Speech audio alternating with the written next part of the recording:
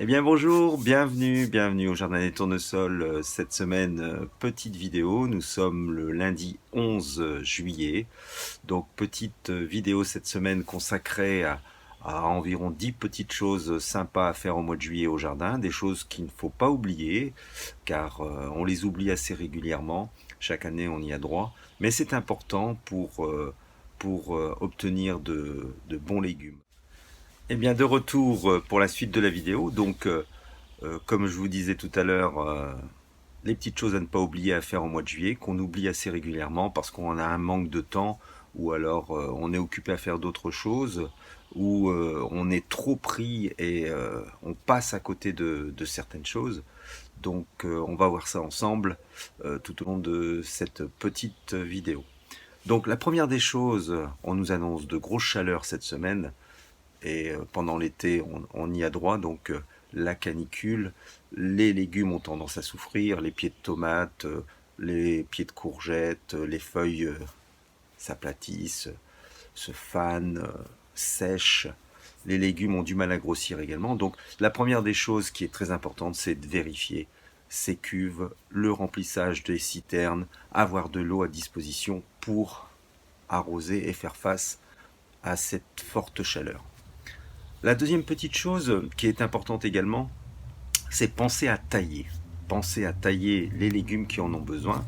On parle des gourmands pour les tomates, on parle des aubergines, pas avoir peur d'étêter ou de supprimer surtout les feuilles du bas et enlever les petits gourmands également qui vont prendre trop de sève et qui vont empêcher de faire grossir les pieds. Pour les aubergines, pour ma part, je les conduis sur 2 ou 3 branches. Vous enlevez vraiment le bas des branches de la tige principale, vous enlevez tout ce qui pousse environ sur une trentaine de centimètres et vous allez voir 3-4 branches qui vont partir et qui vont être porteurs de fruits. N'oubliez pas qu'il faut retirer la première fleur de l'aubergine. Au niveau des poivrons, c'est pareil. Au début, moi j'étête, je coupe la première apparition de la première fleur, j'étête mes poivrons. Une autre chose importante à ne pas oublier, c'est le désherbage et se servir de ce désherbage pour faire du paillage. N'oubliez pas de pailler les différents pieds de tomates, courgettes, etc., aubergines, tout ce que vous avez dans le jardin, agroport, vous mettez du paillage, ce qui fera une moindre évaporation de l'eau. Ça vous permettra d'avoir une concentration de l'humidité au pied, de garder cette fraîcheur pour avoir de beaux légumes. Voilà. On ne pense pas souvent aussi à tailler son basilic. Il faut savoir que le basilic vous fait quelques tiges au départ et si vous ne taillez pas, avec les chaleurs, vous allez avoir les fleurs qui vont vite apparaître, ça va monter en graines assez rapidement. Moi ce que je fais pour ma part, c'est chaque bouquet, je me sers au départ de chaque bouquet de mes tiges principales, ce qui permet de laisser des petits gourmands à la base de nos tiges qui vont se transformer, qui vont doubler et vous allez avoir des pieds de basilic beaucoup plus importants. Au niveau du paillage, il n'est pas forcément nécessaire de mettre de la paille, d'acheter de la paille. On peut se servir de tout ce qu'on a sous la main. Donc moi, souvent, je fais un petit coup de rasette dans les allées, la tonte de pelouse. On peut se servir de tout ce qu'on a, des feuilles. On peut aussi prendre un broyeur et passer au broyeur les branches ou tout ce qu'on trouve dans notre terrain pour se servir du paillage. Important également aussi, pendant ces périodes au mois de juillet, ne pas oublier ce qu'on appelle la taille au vert. La taille au vert, c'est-à-dire on raccourcit les gourmands à environ 5-7 feuilles. On raccourcit les gourmands afin d'envoyer la sève au niveau du fruit et non dans tous ces gourmands, dans toutes ces tiges. Donc on enlève les excédents de gourmands, on taille les gourmands à 7 feuilles environ. Pour la vigne, on n'a pas peur d'enlever tout ce que l'on peut. On raccourcit également les gourmands sévèrement, hein.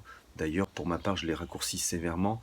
J'enlève ce qu'on appelle les genres de petits gourmands que l'on a entre les feuilles.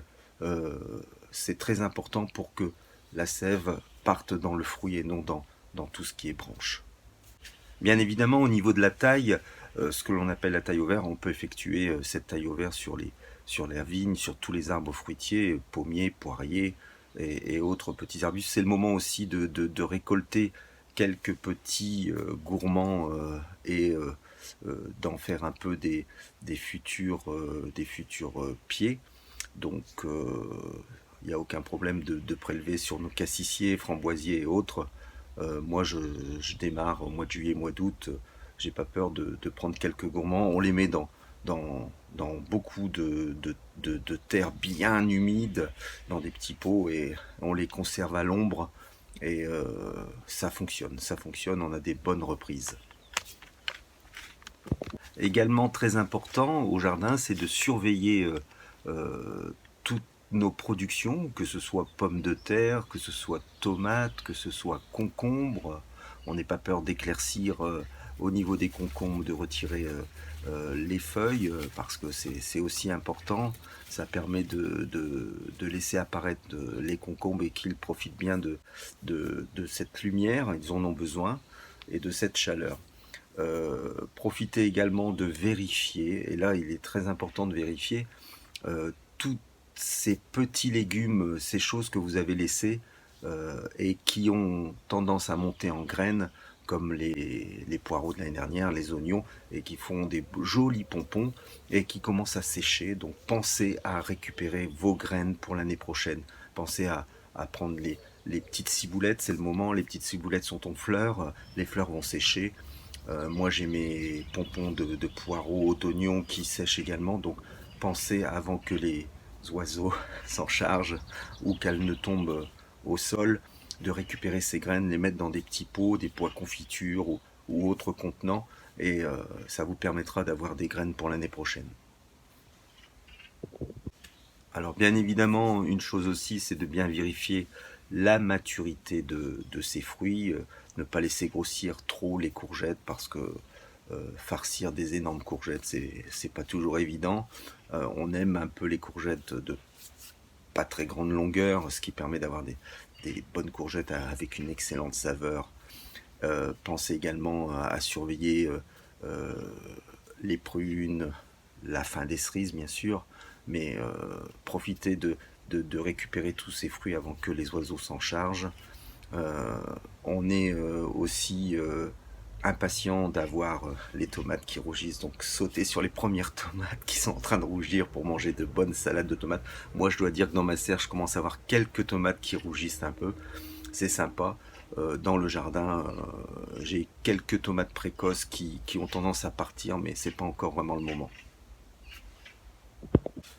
Pensez à accrocher aussi, l'accrochage, que ce soit des pieds de tomates, des concombres, consolider un peu les structures et veiller à ce que le poids des fruits ne fasse pas tomber le pied. Moi l'année dernière ça m'est arrivé sur des pieds de concombre qui étaient mal attachés, et avec le poids des concombres, tout s'est affaissé. Un matin j'ai retrouvé mes 3-4 pieds de concombre qui étaient vraiment vers le bas à cause du poids. Donc n'hésitez pas à remettre des pinces supplémentaires ou des bouts de ficelle. Toute astuce est bonne à prendre pour consolider ces pieds.